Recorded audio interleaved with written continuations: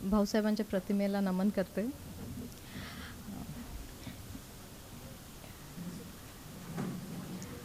आज कितवा दिवस आहे इंडक्शन प्रोग्रामचा? सर अजून किती दिवस आहेत? शेवटचं लेक्चर आहे आजचं.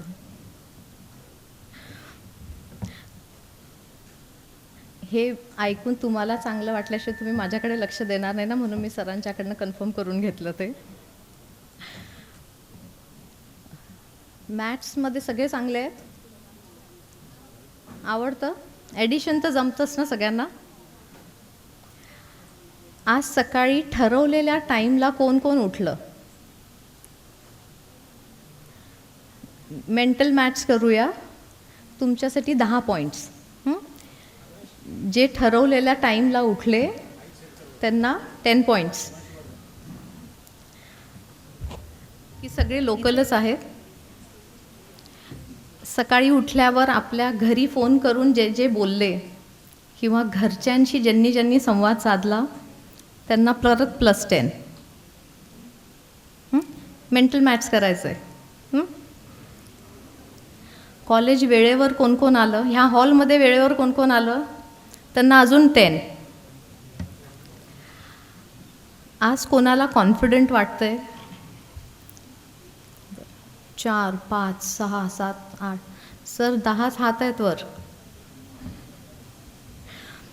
आज सकाळी कुठल्याही टीचरशी कोण कोण बोललं किंवा कॉलेजमध्ये आल्यापासून टीचरसोबत इंटरॅक्शन कोणी केलं आहे त्यांना अजून 10. आपल्या 11वी 12वीच्या व्यतिरिक्त नवीन मित्रमैत्रिणी कोणी बनवल्या त्यांना अजून 10.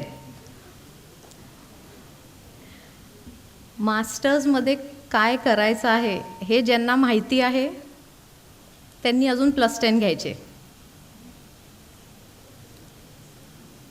आणि स्वतःहून आज ऐकताय, कोणाचीही जबरदस्ती नाही आहे, त्यांना पण 10.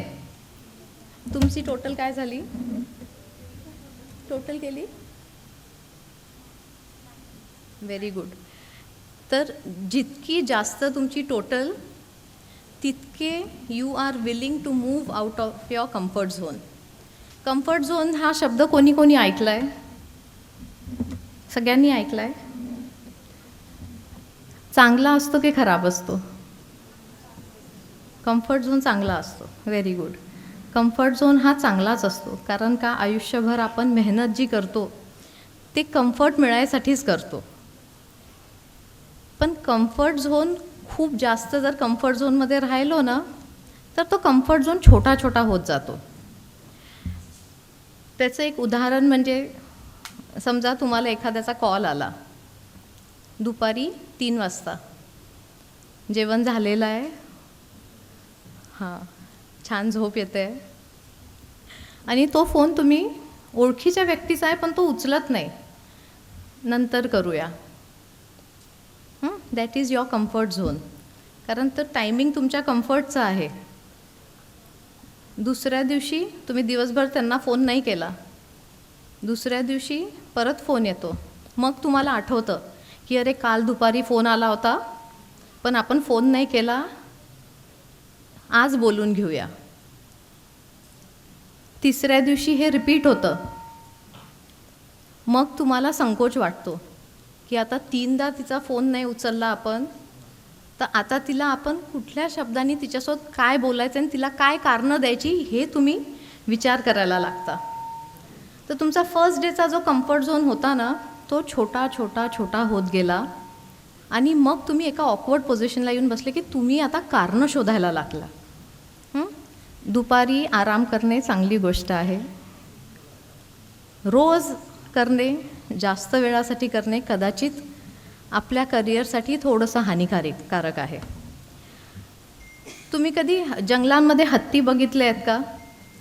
हत्ती चांगला भला मोठा हत्ती जरी असलो ना तरी त्याच्या पायाला एक दोरी बांधलेली असते.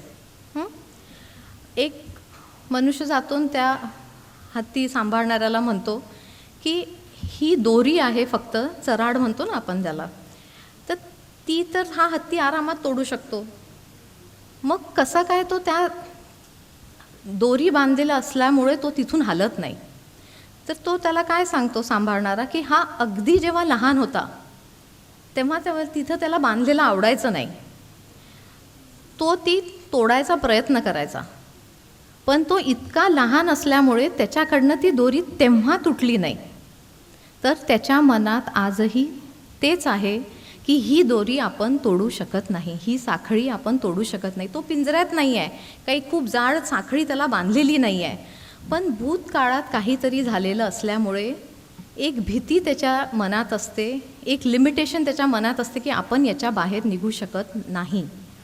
पण तुम्हाला माहिती आहे की त्याच्या बाहेर त्या हत्तीला निघता येतं, है ना. तर that is the problem with comfort zone. असं नाही आहे की कम्फर्ट झोन चांगला नाही आहे, पण त्या कम्फर्ट झोनमध्ये किती वेळ राहायचं, कशा पद्धतीने राहायचं, किती जण घेऊन आराम करायचा, हे आपल्या हातात आहे. तर कुठेतरी आज फर्स्ट इयरचे ॲडमिशन तुम्ही घेतल्यावर एक अशा पॉईंटवर येऊन थांबलेला आहात की यू हॅव टू डिसाईड की एक तर हे 6 वर्ष तुम्हाला थोडंसं कम्फर्ट झोनच्या बाहेर येऊन मेहनत करायचा प्रयत्न करायचा आहे, नाही तर इथंच थांबायचं आहे. बट ते मी आज इथे येऊन बोलले, सरांनी तुम्हाला काही सांगितलं, मॅडमनी तुम्हाला काही सांगितलं, तुमच्या भल्यासाठी तुम्हाला इथं अजून कदाचित 10 लेक्चर्स येऊन लोक सांगतील, पण जोपर्यंत तुम्ही स्वतः ते डिसाईड करत नाही तोपर्यंत ते होणे नाही आहे. कम्फर्ट झोनला कोणी डिफाईन करू शकेल का? कम्फर्ट झोन म्हणजे एक्झॅक्टली काय? कोणी सांगेल?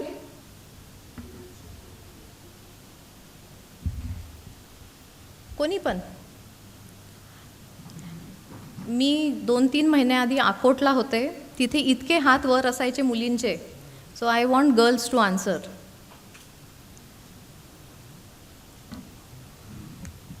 नाही? असो.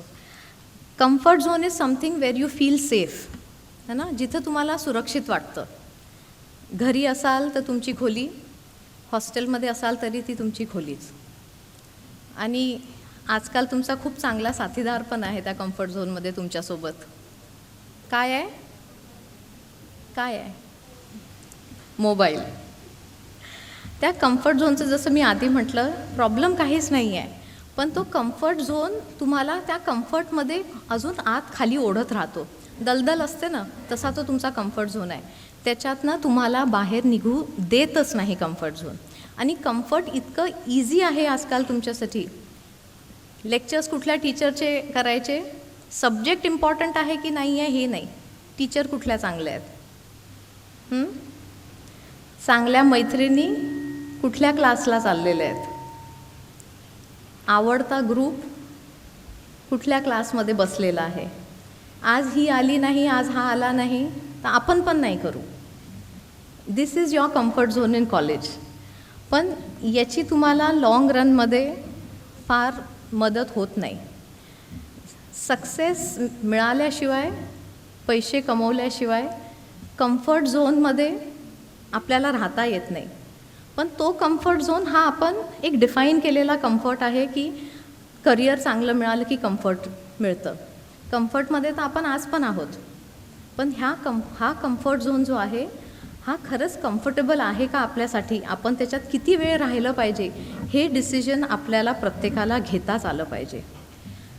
टेक्नॉलॉजी ही खूप चांगली गोष्ट आहे, पण त्या टेक्नॉलॉजीमुळे आज आपण इतकं कम्फर्ट इझिली आपल्याला मिळायला लागलं आहे की ते कुठेतरी हानिकारक होऊन बसतं. आधी छोट्या छोट्या गोष्टींसाठी मेहनत करायला लागायची.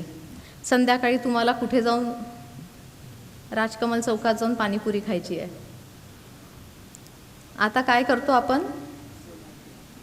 झोमॅटो. बुक्स वाचायचे असले, किंडलचा ॲप कोणाकोणाजवळ आहे? Very good. बुक्स वाचायचे असले तर आपण किंडलवर वाचतो. सिनेमाला जायचं आहे, कुठला ॲप आहे? बुक माय शो. जायचं आहे, घरी बघायचं नाही, पण जायचं जर असेल, बुक माय शोवर तिकीट बुक होतात, रांगीत तुम्हाला लागायचं नाही. लाईफ पार्टनर समोर जाऊन शोधायचा असेल, त्याच्यासाठी मॅट्रिमोनी साईट्स आहेत. थोड्याशा कोणाच्या चुगल्या करायच्या असतील तर. आज चौथा पण आहे आणि त्याच्या हातात काय आहे आणि तो म्हणतो कोणाशीच बोलू नका, कोणाकडेच बघू नका आणि कोणाचं ऐकूही नका. तर आपल्याला फक्त एक ट्राय करायचं आहे की आपल्याला हे चौथं बंदर बनायचं नाही आहे. आपल्याकडं मोबाईल असल्यामुळे टेक्नॉलॉजी अवेलेबल आहे, नॉलेज अवेलेबल आहे, अवेअरनेस अवेलेबल आहे, इन्फॉर्मेशन पण अवेलेबल आहे. पण ह्या सगळ्या गोष्टींची युटिलिटी किती टक्के आहे?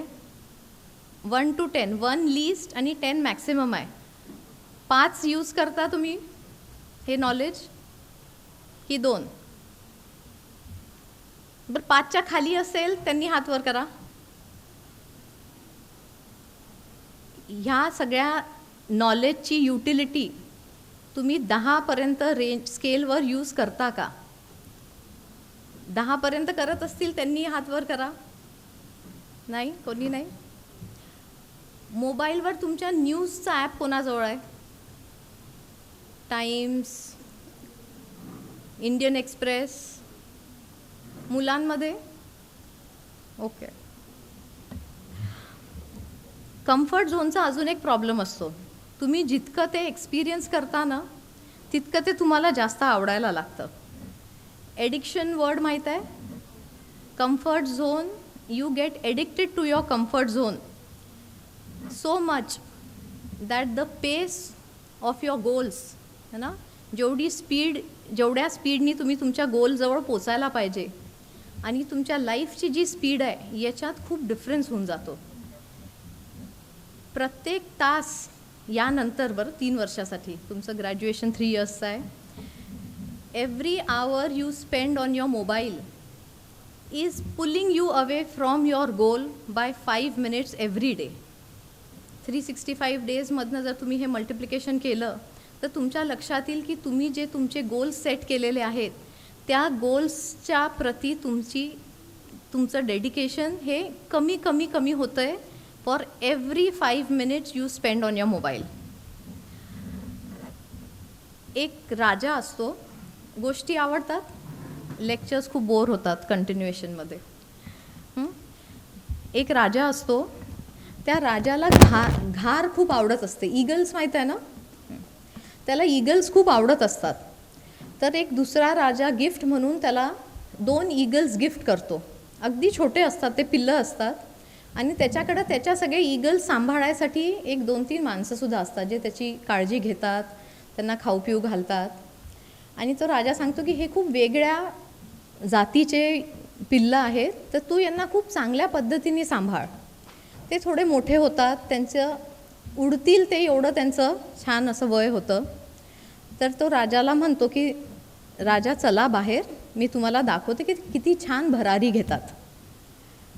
तर तो दोन्ही त्या घारांना सोडतो तो माणूस आणि छान आकाशात, आता तुम्ही बघितलंच आहे की घार उडताना आकाशात किती सुंदर दिसते. छान आकाशात ते दोन्ही उडतात.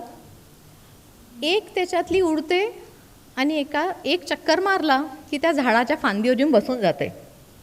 दुसरी उडतच राहते. पहिला दिवस तसाच जातो, दुसऱ्या दिवशीही तेच होतं. तिसऱ्या दिवशी पण सगळ्यांच्या लक्षात येतं की त्याच्यातली जी एक घार आहे तिला फक्त एकच चक्कर मारायला आवडतो, तिला उडण्यात मजाच येत नसते. तर सगळ्यांना वाटते की शेवटी तर घार आहे, तिचा गुणधर्म काय आहे? छान उडणे, भरारी घेणे. तर तिला काहीतरी आजार असेल. मग राजा दवंडी पिटवतात गावांमध्ये आजूबाजूच्या की जो कोणी येऊन बघेल की ह्या घारीच्या पिल्लाला काय झालेलं आहे त्याला मी स्वर्णमुद्रा देईल. खूप जण येतात, बघतात, पण कोणाला काहीही लक्षात येत नाही की त्याच्यातल्या त्या एका घारीला झालेलं काय आहे. काही दिवसानंतर एक वृद्ध येतात, गावातलेच असतात, एकदम बुजुर्ग व्यक्ती असतात. ते बघतात त्या दोघींना. परत ती एक घार एक चक्कर मारते आणि येऊन त्या झाडाच्या फांदीवर बसून जाते. तर दुसऱ्या दिवशी तो वृद्ध राजाजवळ जातो आणि राजाला म्हणतो की जो काही त्या घारीचा प्रॉब्लेम होता तो मी सॉल्व्ह केलेला आहे, तुम्ही आता चला बाहेर. दुसरे तर राजाला तो बाहेर घेऊन जातो, दोन्ही घारांना सोडतात, उडतात. एक चक्कर मारतो, दुसरा चक्कर मारतो, पहिल्यासारखी ही दुसरी घारसुद्धा आकाशातच उडतच राहते. तर राजाला वाटतं की केलं काय बाबा तू, अशी काय गोष्ट केली जे कोणाला जमली नाही आणि तुला जमली. तर म्हणे हे खूप कठीण नव्हतंच म्हणे राजा, मी एकच गोष्ट केली. काय केली त्यांनी, ज्या फांदीवर ती घार जाऊन बसायची ती त्यांनी कापून टाकली. तर ती जी फांदी आहे ती त्या घारीचा काय होता, तो तिचा कम्फर्ट झोन होता. तर काहीतरी तुम्हा सगळ्यांना पण पकडून ठेवतंय. भीती असू शकते, नवीन ठिकाण असू शकतं, आवडीच्या मैत्रिणींना बेटर कॉलेज मिळालं याची खंत असते ना, सगळ्यांनाच असते. काहीतरी आपल्याला मागं धरत असतं, ते ओळखणे हे त्या कम्फर्ट झोनच्या बाहेर निघायचा जो आपण प्रयत्न करतो ते त्याच्या पण आधी येतं. की तुम्ही ह्या कम्फर्ट झोनच्या बाहेर का निघू शकत नाही आहे हे स्वतःला माहिती करणे, ही जी घातक आहे तुमच्यासाठी ही फांदी कुठली, हे फक्त तुम्हीच स्वतःसाठी शोधून काढू शकता. ह्या कुठल्याही टीचर्स माझ्यासारखे मी तुम्हाला एक्झाम्पल्स देऊ शकते की तुम्हाला काय धरून ठेवतं आहे, पण नक्की तुम्हाला काय धरून ठेवतं हे तुमच्याशिवाय कोणीही दुसरं ओळखू नाही शकत. तुमची बेस्ट फ्रेंड जरी असली, तुमचा अगदी जिवलग मित्र जरी असला, तो पण तुम्हाला कधीच सांगू शकणार नाही की तुमच्या मनात काय आहे. कारण का ज्या गोष्टीची भीती वाटत असते ना, ते आपण कधी समोरच्याला सांगतच नाही. जो आपल्या लाईफमधला प्रॉब्लेम असतो, आपल्याला कसं असतं की नाही मला काही फरक नाही पडत, हे कोणाकोणाची ॲटिट्यूड असते, सगळ्यांचीच असते की नाही. तर हा जो कल्प्रिट आहे, जो तुम्हाला नेहमी मागे धरून ठेवतो, हा तुम्ही शोधणे कम्फर्ट झोनच्या बाहेर निघण्यापेक्षाही जास्त इम्पॉर्टंट आहे. इथे कोणी एक व्हॉलंटियर येईल का, कोणी इथे उभे राहिले तरी चालेल, कोणी पण व्हॉलंटियर एक.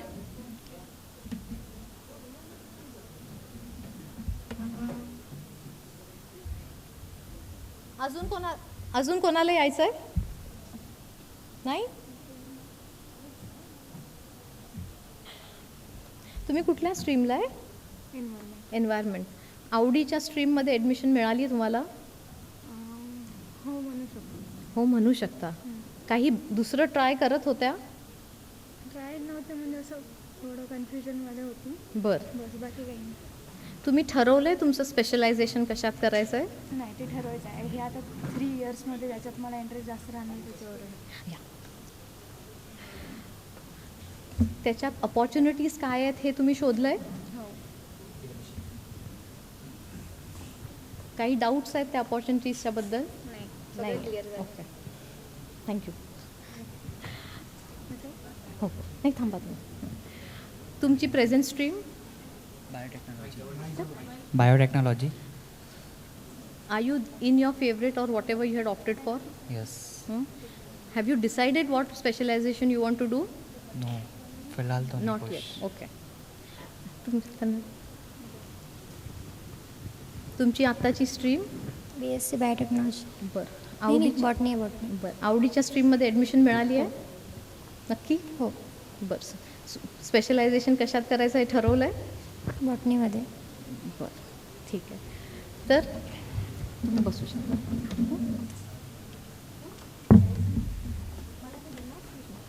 थँक्यू. यांच्यासाठी please give them a clap.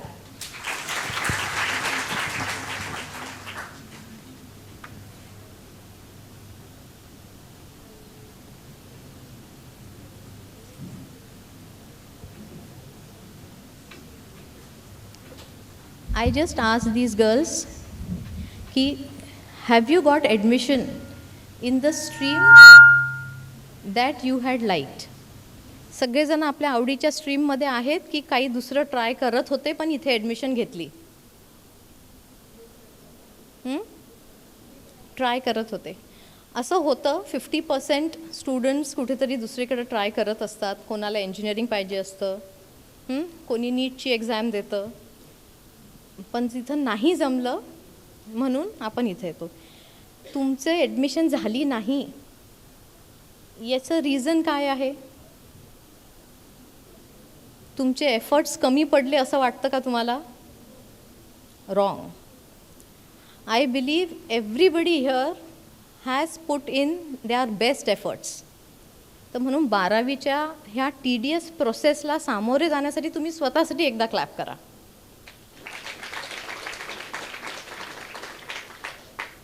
तुमची ॲडमिशन याच्यासाठी झाली नाही कारण का ज्यांच्या ॲडमिशन झाल्या त्यांनी तुमच्यापेक्षा जास्त एफर्ट्स घेतले.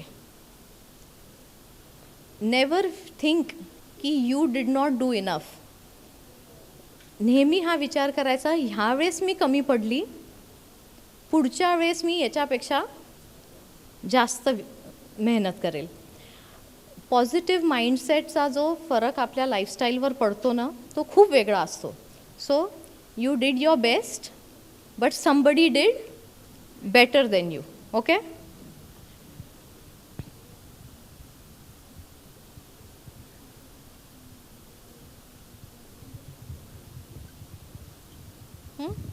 हँडरायटिंगसाठी सॉरी हां. प्रेझेंट स्ट्रीम, त्याच्यानंतर काय येतं? स्पेशलायझेशन. त्याच्यानंतर काय येतं? अपॉर्च्युनिटी. आणि त्याच्यानंतर काय येतो?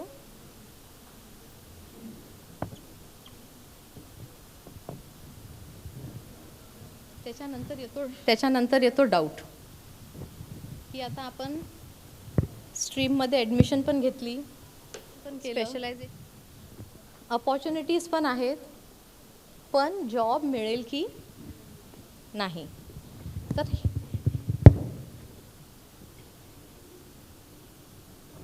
What is this now? This is your comfort zone. 3 वर्षासाठी आपण सेट झालेलो आहोत.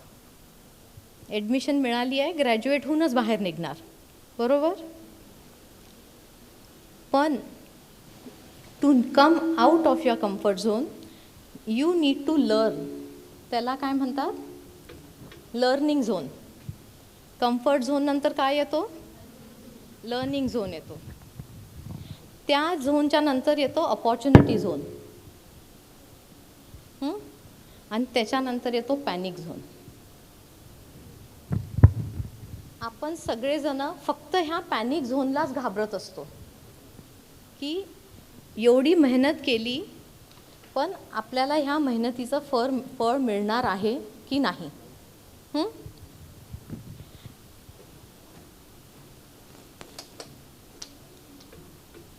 थँक्यू. फॉर्च्युनेटली आपण कम्फर्ट झोनमध्ये किती वेळ असतो? 60% टाईम. तुम्ही विचार करा, तुम्ही 60% टाईम कम्फर्ट झोनमध्ये असता की नसता? लर्निंग झोनमध्ये कधी जाता? जेव्हा एक्झाम्स येतात तेव्हा. सगळ्यात पहिलं काय आहे? एक आठवडा राहिला एक्झामच्यासाठी, सिलेबस बघू द्या. बुक्स कोणते कोणाकडं आहे, लायब्ररीला रेफर करायला लागेल का, ह्या नोट्स कोणाकडनं मिळतील, नाहीतर मग ChatGPT, बरोबर? So luckily even when we are here in this college we are still 60% of the time in your comfort zone.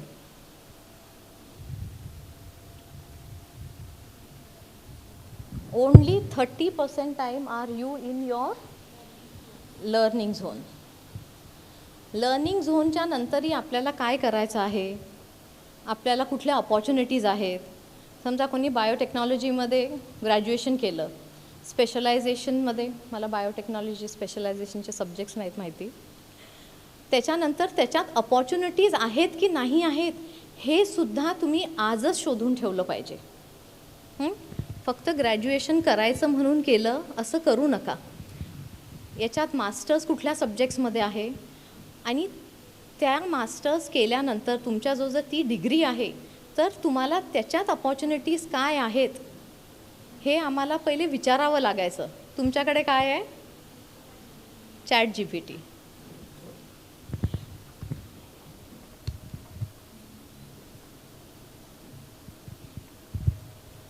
This is again just 7% of your time. तुम्ही तिथं अपॉर्च्युनिटी झोनमध्ये पोचले आणि मग तुम्ही ट्राय करता. इथे जॉब इंटरव्ह्यू दिला, तिथे जॉब इंटरव्ह्यू दिला. कॉलेजच्या ॲप्लिकेशन्सच्या वेळेस पण 2-3 कॉलेजेसमध्ये अप्लाय केलं. हा कॉलेज रिजेक्ट झाला, तिथं फॉर्म रिजेक्ट झाला, इथे रिजेक्ट झाला, शिवाजीमध्ये ॲक्सेप्ट झाला. पण हे सगळं फक्त 3% टाईममध्येच होतं.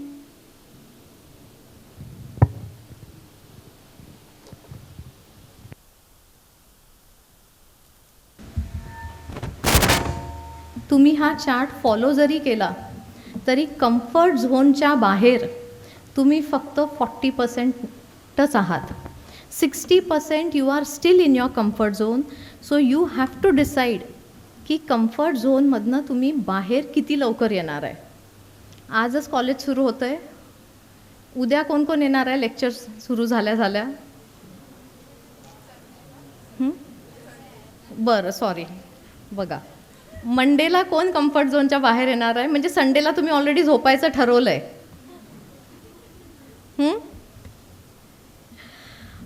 पॅनिक झोनला जे आपण घाबरत असतो एवढं, त्या डाऊटला तुम्ही इतकं घाबरू नका.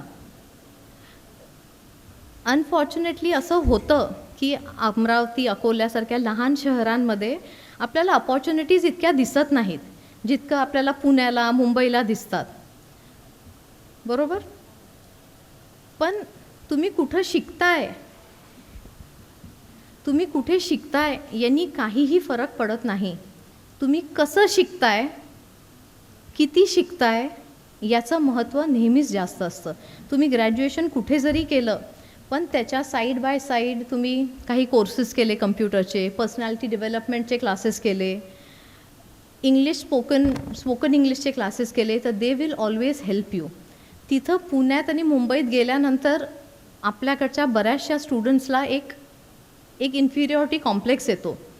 अगदी फाड इंग्लिश बोलतात तिथले सगळेजण, कारण ते लहानपणीपासून बोलत आले आहेत, त्यांच्या शाळेत इंग्लिशच बोलतात. पण असं नाही आहे ना की आपल्याला इंग्लिश बोलता येत नाही. आजही 6 महिन्यात कोणीही फ्लुएंट इंग्लिश बोलू शकतं आणि याच्यासाठी तुम्हाला कुठलेच क्लासेससाठी पे करायची पण गरज नाही आहे.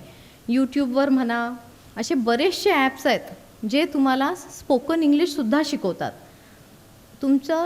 मी हे एक सगळ्यांना सांगत असते की तुमची एक फ्रेंड अशी तुम्ही चूज करा की त्यांच्यासोबत तुम्ही इंग्लिशमध्येच कॉन्व्हर्सेशन करायचं. Everybody should have 1 friend at least ज्यांच्याशी तुम्ही इंग्लिशमध्येच कॉन्व्हर्सेशन करता. आणि मदत मागायला घाबरू नका.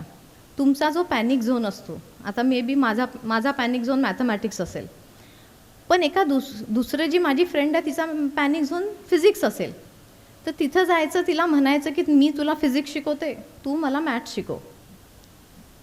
ह्या असे जे तुमचे नेगेटिव्ह पॉईंट्स आहेत किंवा जिथं तुम्ही लॅक करता, ते तुम्ही पॉझिटिव्ह कसे कराल, कोणाच्या हेल्पनी कराल, हे पण शोधणं तितकेच इम्पॉर्टंट आहे. इथं सगळे टीचर्स आहेत. हे टीचर्स तुम्हाला सतत हेल्प करायला रेडी आहेत. झाकीर हुसेन माहिती आहेत तुम्हाला? कोण आहेत? कोण आहे झाकीर हुसेन? तबला? बरोबर. त्यांची एक रील मी बघितली, मी पण बघते रील्स. तर ते म्हणतात, a teacher never teaches, a student learns. A student should always inspire a teacher to teach. जोपर्यंत स्टुडंट्स टीचर्सना प्रेरणा देत नाहीत शिकवायची, तोपर्यंत टीचर्स त्यांचा 100% पोटेन्शियल देऊन शिकवू शकतात. आता तुम्ही सगळे माझ्याकडे बघताय, लक्ष देताय. मे बी 45 मिनिट्स नंतर अर्ध्यांना झोप येतील, थोडेसे कोणीतरी डोळे बंद करतात. पण हे लेक्चर तुम्ही ऐकलं नाही ऐकलं, थोडासा तुमच्यात फरक पडला तरी खूप आहे. पण when a teacher is teaching you your subject, तर तुम्ही जर तिथं 100% अलर्टनेसनी बसले नाहीत तर त्या टीचरला इंटरेस्टच येत नाही तुम्हाला शिकवायला. आणि इतकं नॉलेज अवेलेबल आहे. Knowledge is like a river. त्यांनी म्हटलं त्यात की knowledge is like a river. त्या नदीच्या काठी तुम्ही कप घेऊन बसले तर तुम्हाला कपभर नॉलेज मिळेल. बकेट घेऊन बसले तर बकेटभर मिळेल. आणि ट्रक घेऊन आले तिथे तर ट्रकभरही नॉलेज तुम्हाला मिळेल. The only thing is you have to decide की तुम्हाला तिथे काय घेऊन बसायचं आहे.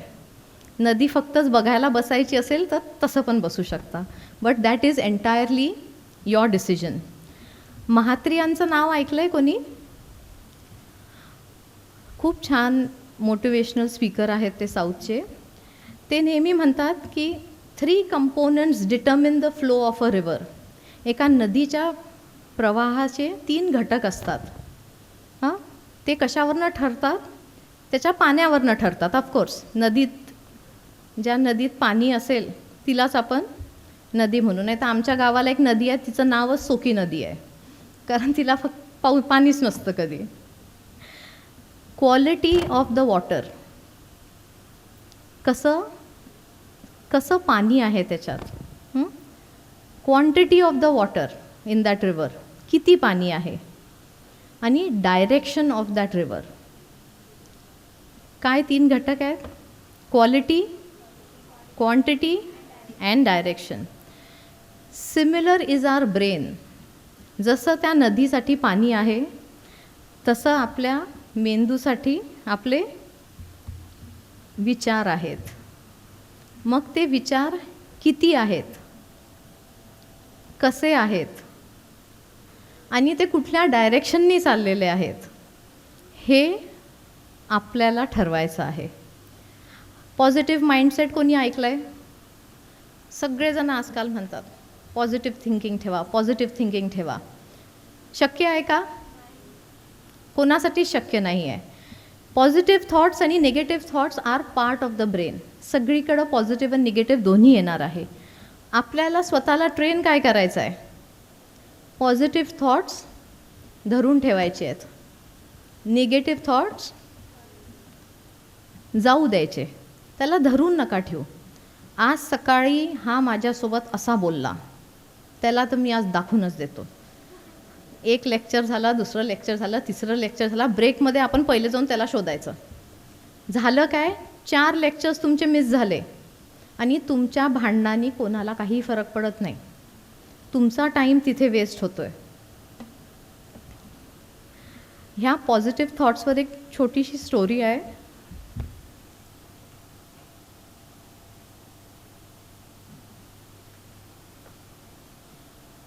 एक शेतकरी असतो, बराच म्हातारा झाला म्हणून त्याचा जीव जातो. पण त्यांनी त्याचं मृत्यूपत्र लिहिलेलं आहे. त्याच्याजवळ 17 गायी असतात. किती?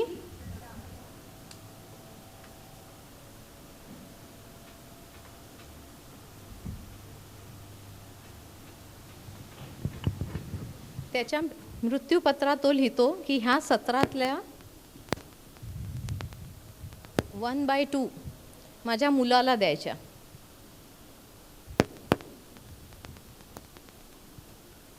मुलीला द्यायच्या, 1/9 माझ्या बायकोला द्यायच्या. काय होईल? भांडण, हो की नाही? ते 3 जण खूप भांडतात कारण त्यांना समजतच नाही की 17 गायी ह्या रेशोमध्ये डिवाईड कशा करायच्या. भांडतात, बरेच दिवस त्यांचे निघून जातात भांडण्यातच. शेवटी तिथे त्यांच्या गावाच्या बाजूला एक जंगल असतं, तिथे एक साधू असतात. ते त्या साधूजवळ जातात आणि त्यांना सांगतात की असा असा विषय झाला आहे, बाबांनी 17 गायी सोडल्या आहेत आमच्यासाठी आणि त्या ह्या रेशोमध्ये डिवाईड करायच्या आहेत. त्यांनी आम्हाला कळतच नाही आहे की ह्या रेशोमध्ये त्या गायी डिवाईड करायच्या कशा. तर अगदी साधू कसे असतात? शांत बसलेले असतात. ते काय म्हणतात की तुम्ही टेन्शन नका घेऊ, एक काम करा, माझी एक गाय तुम्ही घेऊन घ्या आणि तुमचा प्रॉब्लेम तुम्ही सॉल्व करून टाका.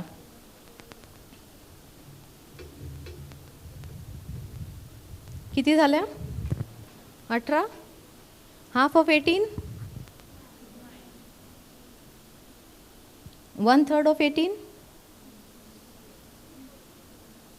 किती?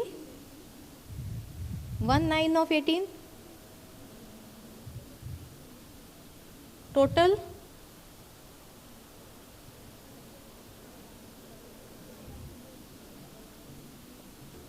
तो साधू म्हणतो माझी गाय त्या झाडाला बांधून द्या आणि तुम्ही निघून जा.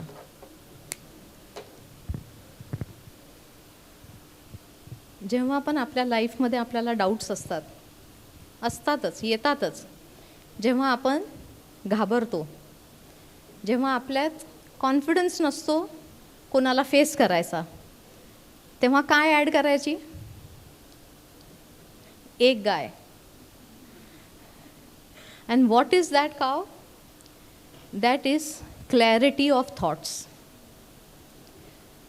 तुम्ही जोपर्यंत तुमच्या विचारांमध्ये क्लिअर नाही आहे, मी म्हणते ते करायचं, त्यांनी म्हटलं ते करायचं की तिने म्हटलं ते करायचं, ह्या कन्फ्युजनमध्ये आपण वेळ घालवतो आणि शेवटी आपल्याला जे करायचं आहे तेच करतो.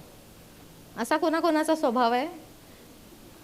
सगळ्यांचं ऐकून घ्यायचं, शेवटी आपल्याला जे करायचं आहे आपण तेच करतो. म्हणून आधीपासूनच जे तुम्हाला करायचं आहे, जे तुम्हाला पटतं आहे, जे तुम्हाला माहिती आहे तुमच्यासाठी बरोबर आहे, मग ते दुसऱ्यांना विचारूच नका. Why waste time on something that is not going to help you. So it is very necessary that you are clear, very clear what you want to do, very focused in what you want to do. And you are very disciplined in what you have to do. ठरवल्यानंतर discipline ही तितकंच गरजेचं आहे जितकं ठरवणं गरजेचं आहे. कारण 2 दिवस केलं आणि तिसऱ्या दिवशी जर ते तुम्ही सोडून दिलं तर परत त्याचा काहीही फायदा होणार नाही आहे. तर मेक शुअर की तुमच्या थॉट्समध्ये ती क्लॅरिटी आहे की हा जो प्रॉब्लेम आहे ना, हा तुमच्या लाईफमध्ये नाही येणार. याच्यात काहीही चेंजेस नाही झाले, शेवटी त्याची टोटल 17च आहे, बट तरी तो प्रॉब्लेम सॉल्व्ह झाला. But what all can you do to come out of your comfort zone? बऱ्याच गोष्टी करता येतात कम्फर्ट झोनच्या बाहेर निघायसाठी. सगळ्यात पहिली गोष्ट काय कराल? The first thing that you need to do is you need to come out of your comfort zone and forget your fears. आता मी स्टेजवर बोलवून जे विचारलं ते मी तिथे तुम्हाला माईक देऊन सुद्धा विचारू शकत होती, हो की नाही? कोणालाही असं वाटतं की उगाचच इथं 2 मिनटासाठी बोलवलं आणि परत खाली पाठवून दिलं बसायला. मी तुम्हाला तिथे सुद्धा तो माईक हँड ओव्हर करू शकत होती. पण इथे बोलवायचं माझा फक्त एकच उद्देश होता की you are sitting there and I want you to gather that courage and come on the stage. तुम्ही आज आल्या ना madam, you can mark this की आज जे 3 जण आले, याच्यानंतर जेव्हा कधी कोणाचं लेक्चर होईल आणि ते सर जेव्हा म्हणतील please come forward any volunteers, तर these 3 will always be the first people to come on stage. So that is just 1 step to overcome your fears. लहान सायकल कोणाकोणाला चालवता येते? आत्ता शिकले की लहानपणी शिकले? शिकताना कितींदा पडले? कोणी असं आहे की सायकल शिकताना पडलंच नाही? पडत राहिले, एकदा पडले, 2दा पडले, 4दा लागलं आणि मग सायकल शिकलात ना. मग आज ती हिंमत कुठे गेली? तुम्ही लहान असताना तुमच्यात हिंमत होती आणि आता एवढे मोठे झाल्यावर तुमची हिंमत कुठे आहे? तुमच्या आतच आहे, शोधून काढा तिला. लहान मूल जेव्हा चालायला शिकतं तर कुठलीच आई त्याला म्हणत नाही की अरे बाबा त्याला कडेवरच ठेवा, तो पडतो. असं जर झालं तर ते लहान मुलंही कधीही चालायला शिकणार नाही. This example is just for you that what you did when you were a child, you can do it today very easily. तर एनी फिअर, कुठलीही भीती तुम्हाला वाटत असेल तर त्या भीतीतून कसं निघालं पाहिजे हे तुम्ही स्वतःसाठी शिका. एक छोटीशी गोष्ट सांगू अजून. एक राजा असतो, खूप चांगला राजा असतो तो. त्याची प्रजा त्याच्यावर खूप खुश असते, खूप प्रेम करत असते, दयाळू असतो, सगळ्यांना काय वाटेल ते देत असतो. पण तो एका डोळ्यांनी आंधळा असतो आणि एका पायाने हँडिकॅप्ड असतो तो. आणि तो त्याच्या जेव्हा महालातून चालत असतो तर त्या दोन्हीकडच्या भिंतींवर त्याच्या वडिलांचे, त्यांच्या आजोबांचे, त्याच्या पूर्वजांचे फोटोज लागलेले असतात.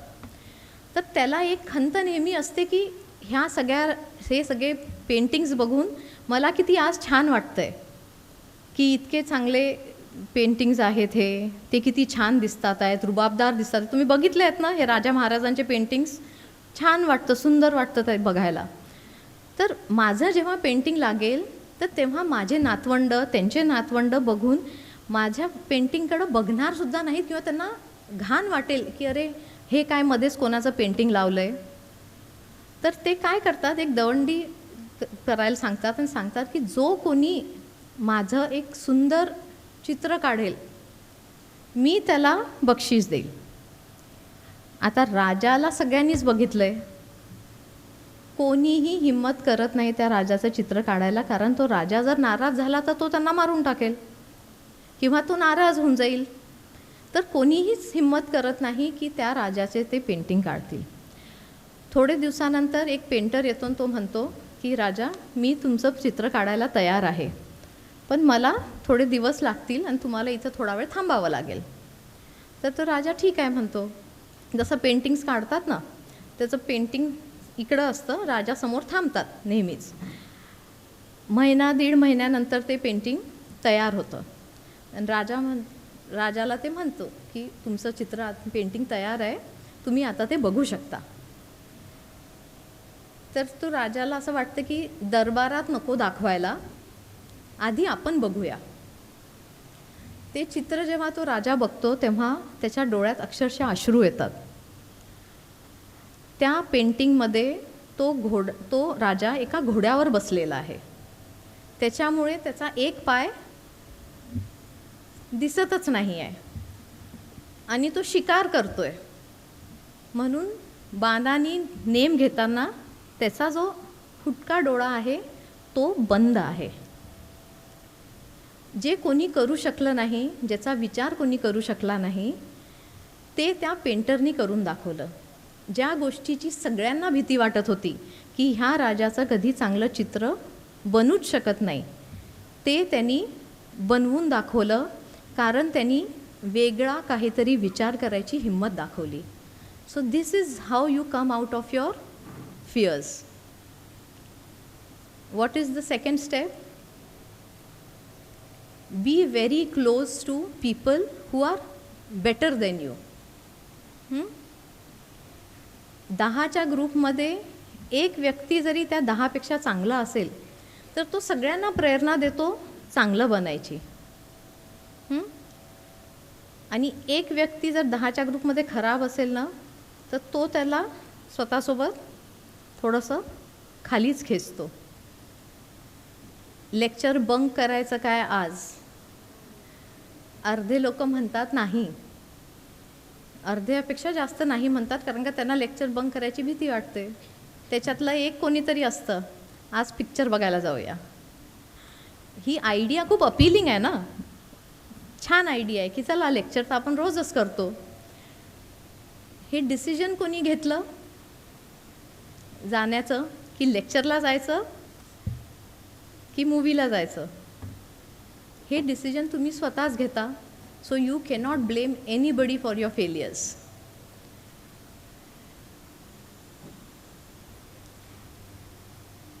एक स्टोरी आहे, सांगू का? मी माझ्या लेक्चर्समध्ये स्टोरी याच्यासाठी सांगते कारण जे भाषण असतं ना, भाषणाचा भाग, तो घरी जाऊन तुम्ही सांगणार नाही कोणाला की आज एक होत्या मॅडम, त्या आल्या होत्या आणि त्यांनी असं असं भाषण दिलं. पण त्या ज्या स्टोरीज असतात ना छोट्या छोट्या, अगदी छोट्या छोट्या गोष्टी आपल्याला आजी लहानपणीपासून सांगायच्या. कोणी आपल्याला मॉरल शिकवलं नाही, आपल्याला काय सांगितल्या, मॉरल स्टोरीज सांगितल्या. तर नाही काही तर ह्या गोष्टी नेहमी लक्षात राहतात. एक राजहंस असतो आणि एक कावळा असतो. एका झाडावर तो राजहंस बसलेला असतो. काही वेळानंतर तिथे एक खूप थकलेला शिकारी येतो. त्याला काही शिकार सापडत नाही आणि तो त्या झाडाखाली झोपतो.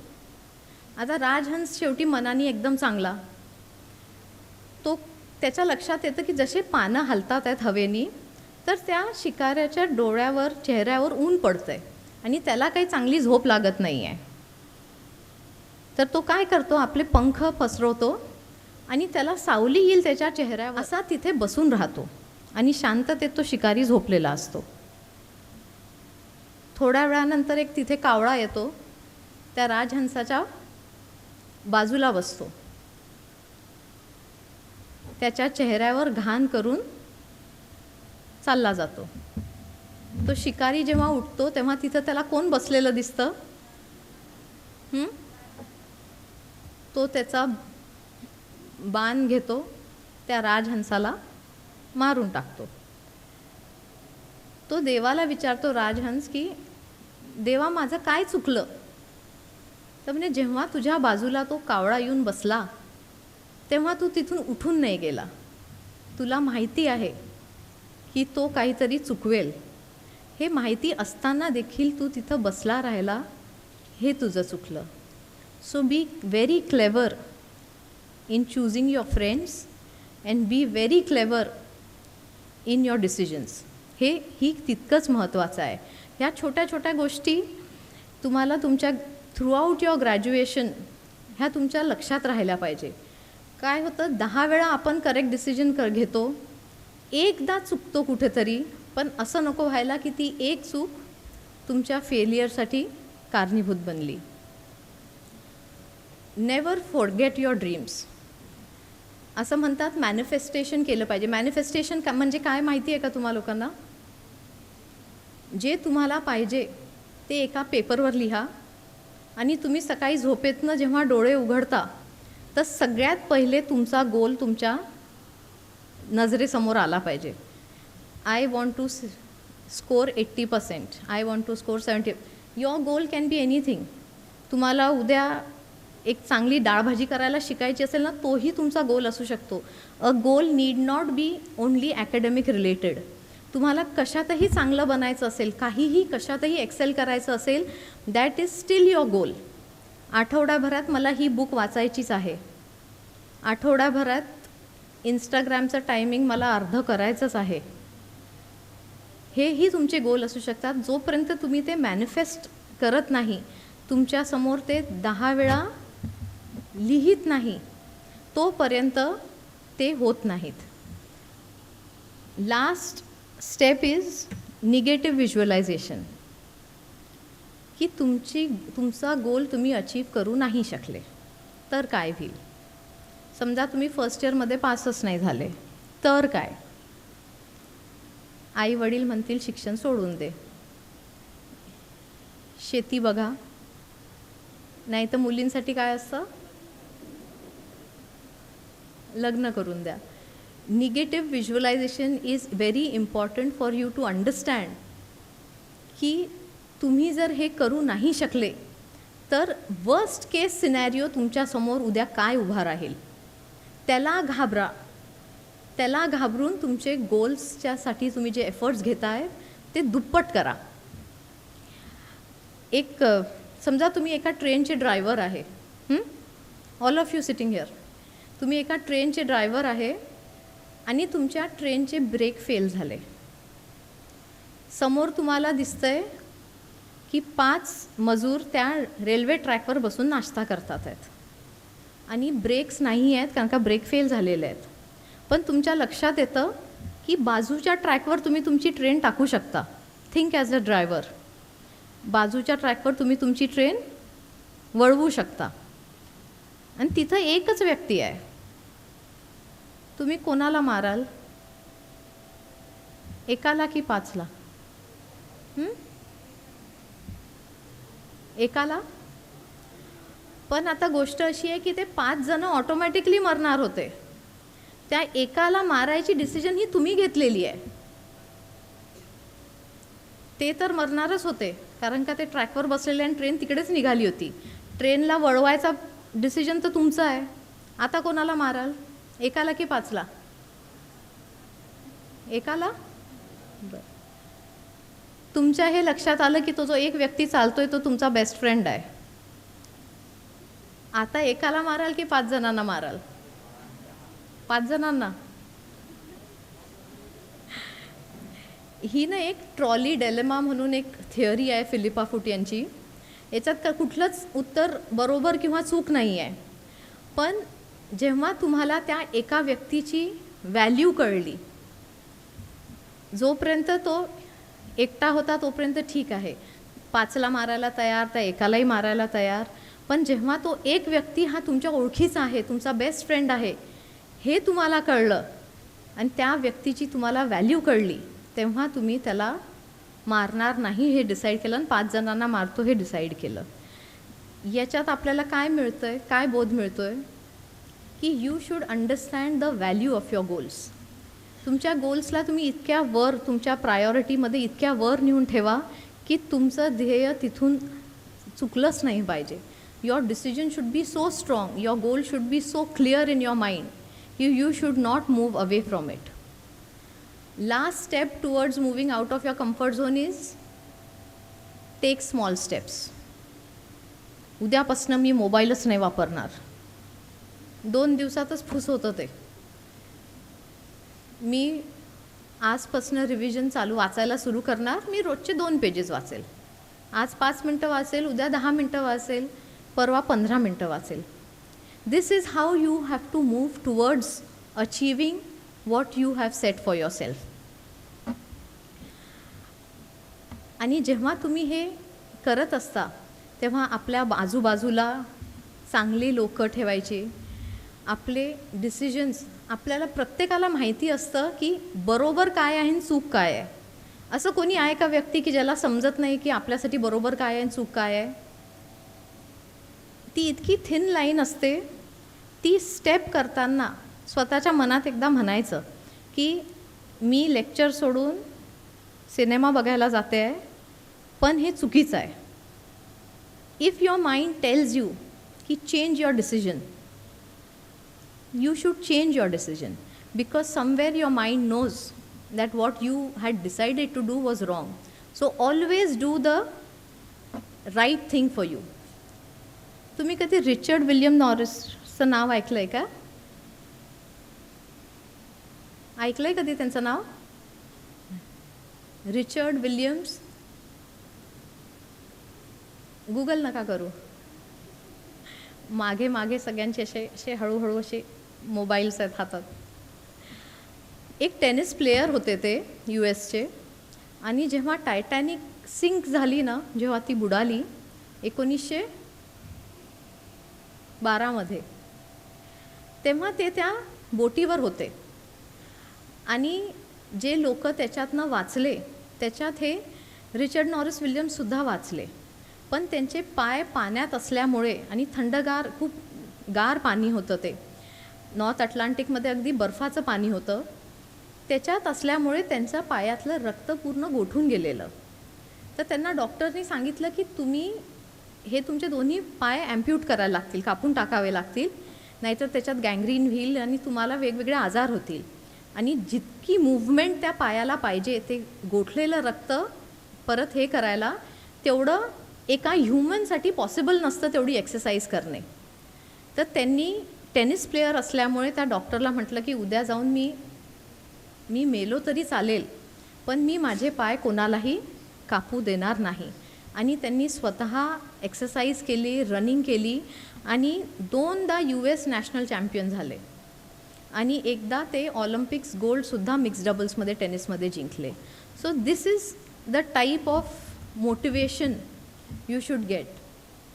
Motivational quotes, motivational stories, motivational people, हे सगळे ऑप्शन्स तुमच्या इंस्टाग्रामच्या रील्सला आहेत. बाकी आपण सगळ्यांना फॉलो करतो ना. सगळ्यात जास्त क्रिकेटर्सचे फॉलोअर्स आहेत का इकडे? विराट कोहलीला कोण फॉलो करतं? मुलांपेक्षा मुलींमध्ये जास्त हात वर आहेत. शाहरुख खानला कोणीच नाही. मी हात वर केला तर बाकीचं काय विचार करतील हा विचार सुरू आहे. बट एनिवेज, जे तुम्ही करताय, nobody is asking you to move totally away from your mobile phones, but they are definitely one reason that is holding you back. इथे मोबाईल कोणाकोणाच्या जवळ आहेत? सगळ्यांकडे आहे. तुमच्याकडे मोबाईल नाही आहे? सेकंड रो नाही आहे. इंस्टाग्राम कोणाकोणाकडे आहे? सर, मोबाईल यूज करायची परमिशन देऊ शकता? बरं, सगळेजण मोबाईल घ्या आपल्या आपल्या हातात. काढले का सगळ्यांनी? सगळ्यांकडे काढा काढा, काही हरकत नाही. प्रिन्सिपल सर म्हणतात आहे मग तुम्ही बिंदास काढू शकता. इंस्टाग्राम उघडा. इंस्टाग्राममध्ये प्रोफाईलमध्ये कसं जायचं माहिती आहे? सर, तुम्ही पण चेक करू शकता. बरं. प्रोफाईलमध्ये कसं जायचं माहीत आहे ना? राईट हँड बॉटम कॉर्नरला तुमचा फोटो आहे. त्याच्यानंतर 3 लाईन्स ॲट द टॉप. गेले सगळेजण? योर ॲक्टिव्हिटी आहे त्याच्यात. 3 लाईन्सला टॅप केल्यावर योर ॲक्टिव्हिटी दिसतंय. मिळालं? स्क्रोल केल्यावर खाली टाईम मॅनेजमेंट आहे त्याच्यात. आहे daily average.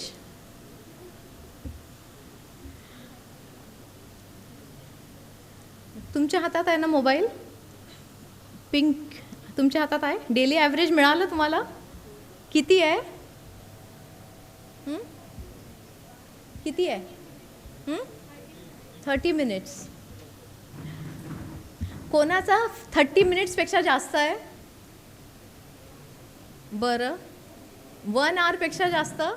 Okay, very good. Because you are telling the truth. 2 आवर्सपेक्षा जास्त कोणाचं आहे?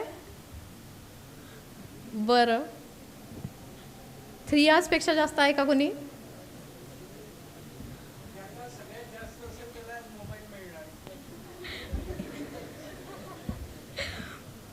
तुमच्या डेली लिमिटच्या खाली, डेली ॲव्हरेजच्या खाली डेली लिमिट आहे. मिळाली सगळ्यांना? तुमचा जो डेली ॲव्हरेज आहे त्याच्या हाफला ती डेली लिमिट सेट करा. You can still use Instagram more than that. त्याच्यात येतं तुम्हाला की योर 30 मिनिट्स आर ओव्हर, आणि त्याच्यात लगेच तुम्हाला इग्नोर द लिमिट पण करता येतं. पण ते सेट करा फक्त याच्यासाठी की यू गेट अ रिमाइंडर की तुम्ही जी लिमिट तुमच्यासाठी सेट केलेली आहे आजच्या दिवसासाठी ती संपलेली आहे.